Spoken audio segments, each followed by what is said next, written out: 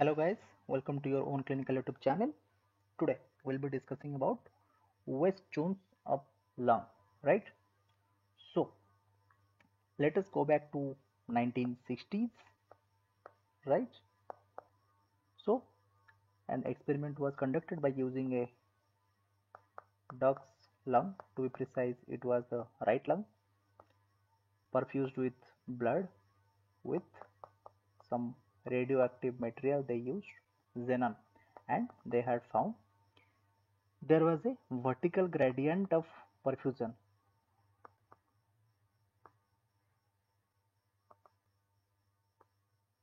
right? So as per the vertical gradient of perfusion throughout the lung, they divided it into three zones: zone 1, 2 and 3, on the basis of gravitational distributions of PA pressures, right? So why this concept of gravity came? Because the lung has a height of almost 25 centimeter, so which translates the basal region has hydrostatic pressure of 25 centimeter of water more than the apical region, right? And if we convert this 25 centimeter into millimeter of mercury, it comes around 18 millimeter of mercury. So as blood has a weight, it has a mass, so gravity has its effect on it. So they concluded lungs can be divided into three zones: zone 1, 2 and 3, right? So these values are often difficult for students to remember. So first let me simplify these concepts of zones,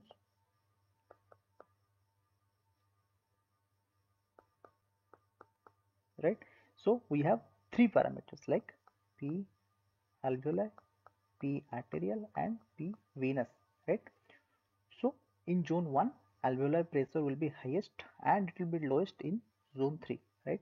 So we'll just put alveolar pressure for three zones.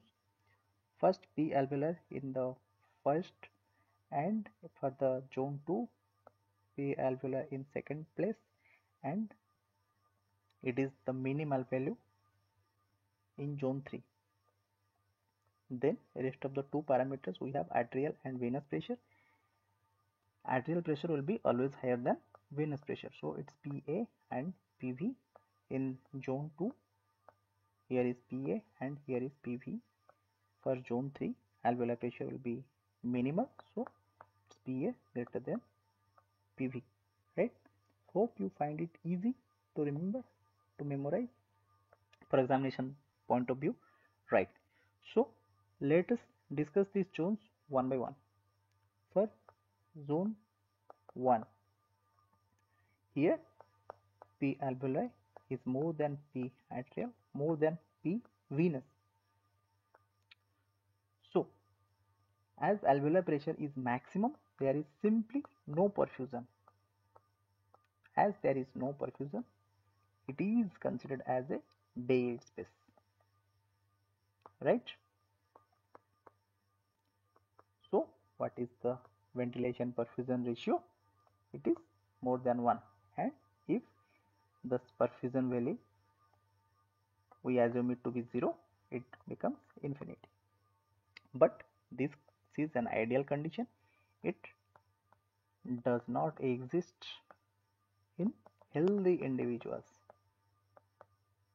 right? So then what is the significance?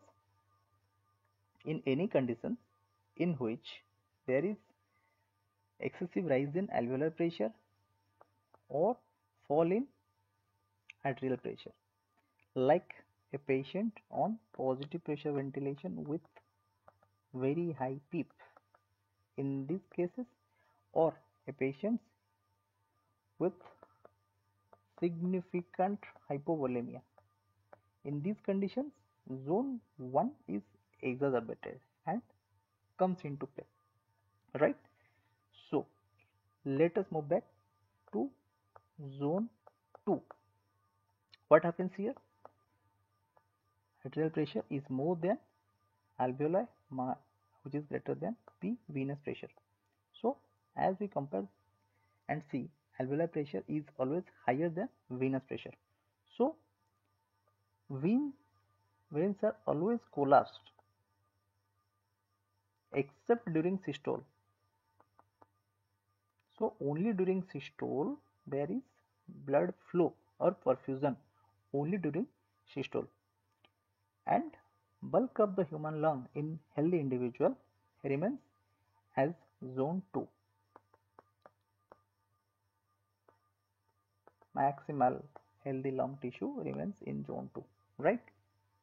So here vein is prolapsed throughout the cardiac cycle except the systolic of stroke, right? Now zone 3. For zone 3, the relationship are P atrial more than P venous and alveolar pressure is minimal. So what happens? Blood flow exceeds the flow to all the zones. Here flow is maximal and flow is proportional to the gradient between alveolar and venous pressure, right? Proportional to the gradient, and it is assumed the flow is almost continuous throughout the cardiac cycle. There is a continuous column of blood flow through this zone 3, right? So now comes the concept of zone 4. It was not there originally in the paper published by West et al. In 1964. They have described only 3 zones, and the 4th zone was added subsequently in 1968. And the zone 4 emphasized the concept of interstitial pressure, right?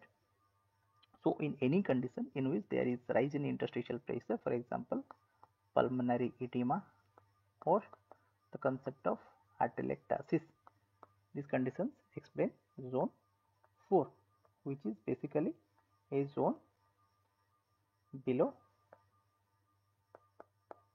the zone 3, and this interstitial pressure remains in the second place, right? So for zone 4 the equation will be P atrial, then P interstitium, P venous and P alveoli, right? So this is the brief concept. Multiple studies has been conducted in zero gravity scenarios in order to explain the concept of gravity and the distribution, but they have found it to be insignificant. So current concept is there is likely to be some role, but it is definitely small.